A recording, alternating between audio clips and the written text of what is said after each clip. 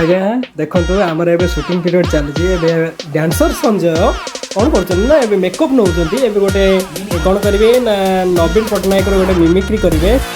ମାନେ ମୋର ଶ୍ରୀଯୁକ୍ତ ନବୀନ ପଟ୍ଟନାୟକର ଗୋଟେ ଅଛି ମିମିକ୍ରି ସେ କରିବେ।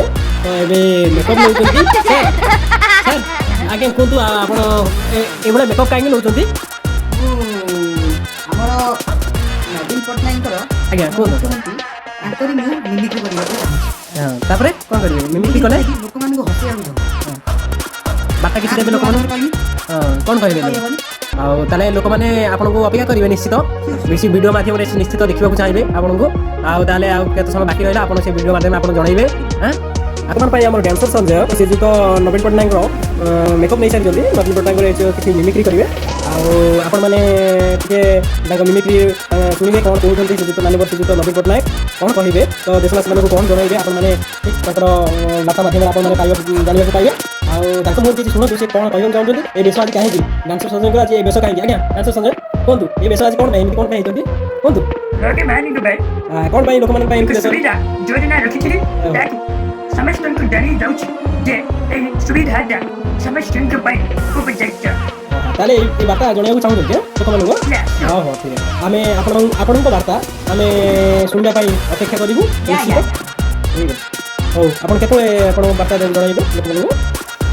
ଆଉ କେତେ ସମୟ ମଧ୍ୟ ଲାଗିବ? ଆଉ କିଛି ସମୟ ପରେ। ଠିକ୍ ଅଛି ଆପଣ ବ୍ୟସ୍ତ ଅଛନ୍ତି ଏବେ। ହଉ ମେକଅପ୍ ନେଇସାରନ୍ତୁ ଆପଣ ଠିକ୍ ଜଣାଇବେ ଲୋକମାନଙ୍କୁ ବାର୍ତ୍ତା ଦେବେ। ମେକଅପ୍ ସରିଗଲା ସବୁ ଆହୁରି ବାକି ଅଛି ମେକଅପ୍।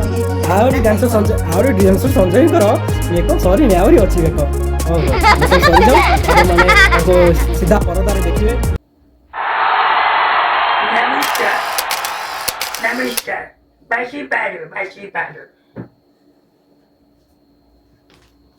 ଏହି ସଭାକୁ ଆସି ମୁଁ ବହୁତ ଆନନ୍ଦିତ ଅଛି।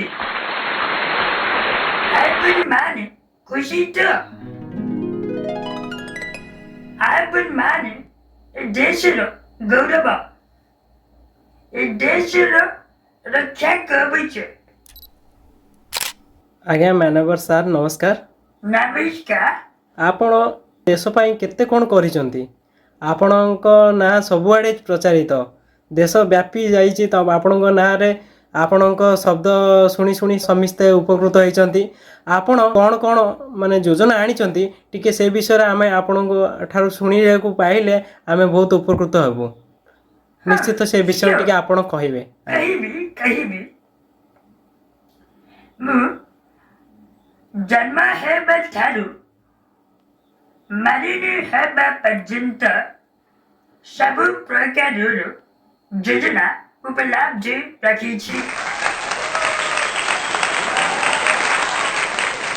ଶିଶୁ ଯୋଜନା, ଜନନୀ ଯୋଜନା, କାଳିଆ ଯୋଜନା, ବଳିଆ ଯୋଜନା, ଭୂମିହୀନ ମାନଙ୍କ ପାଇଁ ମୋ ପଟା ଯୋଜନାର ରଖିଛି।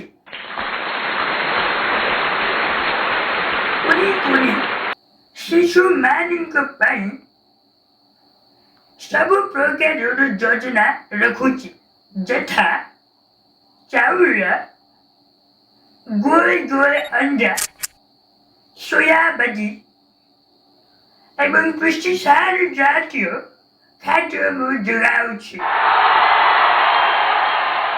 ସେ ଖାଦ୍ୟ ଖାଇ ସମସ୍ତ ପିଲା ସୁସ୍ଥ ଏବଂ ସବଳ ରହୁଛନ୍ତି।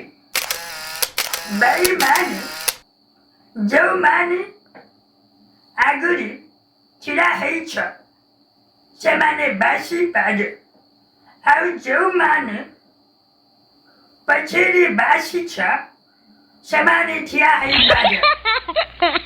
ନମସ୍କାର ବାସିପାରୁ।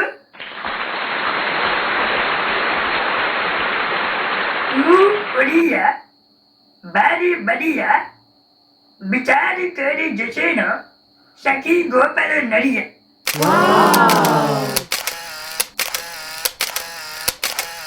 ସାର୍ ଆପଣ ଆମ ସଭାକୁ ଆସି ଆପଣ ଖୁସି ଅଛନ୍ତି ତ?